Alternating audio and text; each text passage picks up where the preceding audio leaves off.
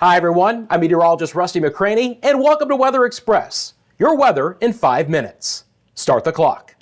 The historic snowstorm in the deep south is now finally exiting the area, but it has left behind so many record-breaking snowfall totals.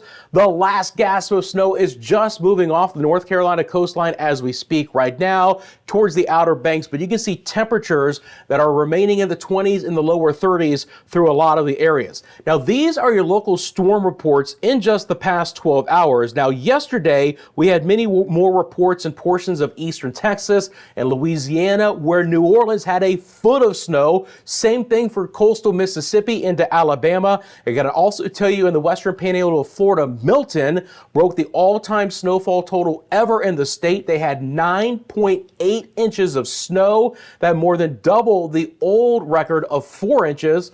Also in Milton back in 1954. And you can see all these local storm reports for all kinds of winter weather, mainly snow, freezing, rain, and sleet through a good portion of Georgia and the Carolinas right now. Temperatures, as I said, are going to struggle to get above the freezing mark. It's just 34 in places like Birmingham and in Atlanta. That's going to take that snow and turn it into layers of ice, compact layers of ice on area roadways. So travel in the deep south is going to be ill-advised or not even possible over the coming days until temperatures begin to warm back above freezing.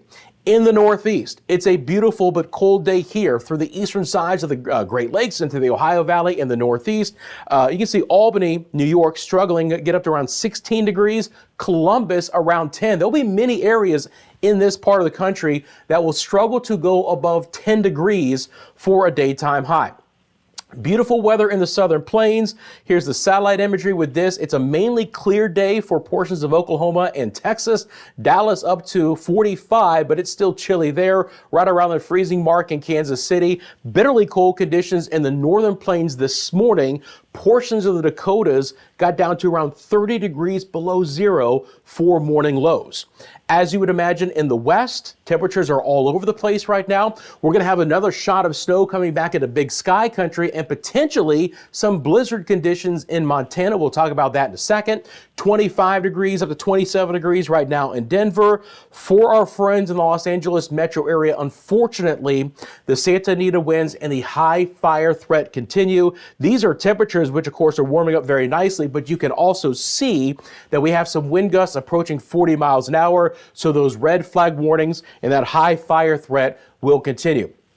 These are the advisories across the United States right now. As I mentioned in the deep south, we've replaced this historic snow with extremely cold conditions. Temperatures in the central and the western panhandle of Florida, portions of Mississippi, Alabama, and Georgia will have wind chill values tomorrow morning right around 10 degrees. That's it. So this extreme cold warning is in effect. We also have freeze warnings for southeast sides of Georgia and into the north central and northeast sides of Florida.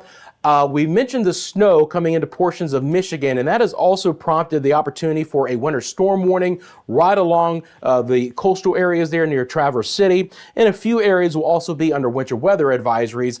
And again, in portions of Big Sky, you have a blizzard warning in effect. That's going to include places like the Lewiston area here in Montana and other areas of southeast portions of Montana and into Wyoming will be under winter weather advisories. And again, back into the Los Angeles metro area, unfortunately, these Santa Anita winds are kicking up wind advisories and red flag warnings and even high wind warnings as well.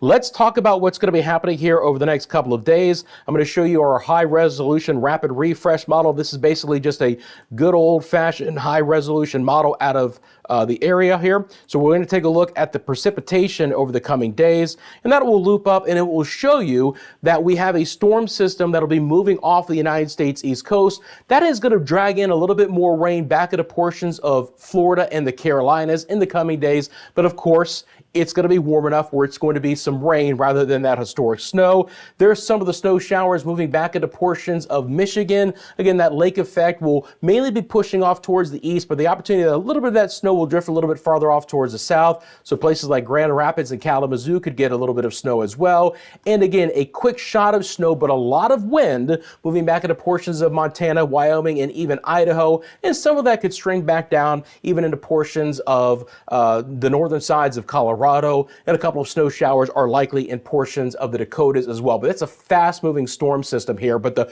big story will continue to be the bitterly cold temperatures over the coming days through most of the United States and even in the Deep South. Friends, I'm out of time.